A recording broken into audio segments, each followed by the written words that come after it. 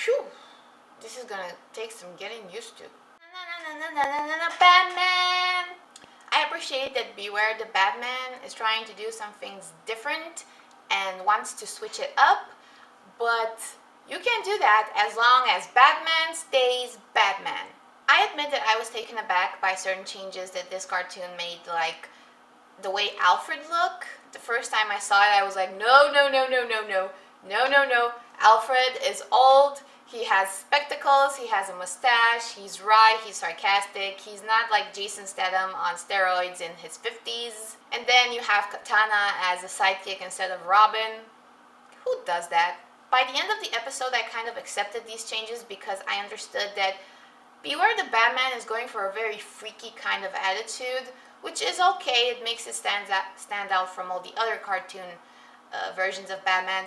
Although I think that in terms of attitude and personality, it's pretty similar to The Batman from a couple of years ago, which was a pretty decent show, and I don't understand why more people don't talk about it. So as I was saying, I kind of accepted all these changes, but I was disappointed by how lame and amateur Batman came off, but more on that later.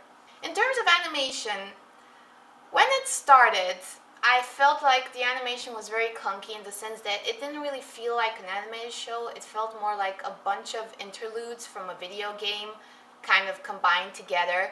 And that's a problem that I didn't have with Green Lantern the Animated Series with its first episode, where I felt everything was pretty smooth and it was apparent that this is actually an animated show. So there are some kinks in the animation that needs to be worked out, especially in terms of editing. I'm also not very crazy at this point about Batman's design, in the sense that I hate his ears and I hate his cape. Like, his cape cannot go around his shoulders, so he cannot do the standard Batman pose in cartoons where he's wrapped with his cape around him and all you see is like his chin popping up, and he can't do that because his cape doesn't go around his shoulders. Not to mention that he's very, very shiny. Like, honestly, I felt like he's not wearing a Batman suit as much as he's wearing a Batman condom. But like I said, I appreciate the fact that this show is trying to be kind of freaky, and even though I had problems with Alfred in the beginning, by the end of the show, like, Alfred is way better of a hero in this pilot episode than Batman is. I feel that he's way too amateurish, and I understand and appreciate the fact that they want to show that he is a human being and he can get hurt, and I have no problem with that because usually in animated shows Batman is kind of alright all the time, even though he shouldn't be. And in this, he actually gets injured and he has to wait till those injuries heal, and I'm okay with that. What I'm not okay with is that at the end, when Batman goes to rescue Alfred, and by rescue I mean that he kind of just picks up Alfred and sends him on his way, Batman after that is like, well, now I have to go and take care of the pig and the toad. But then the building blows up.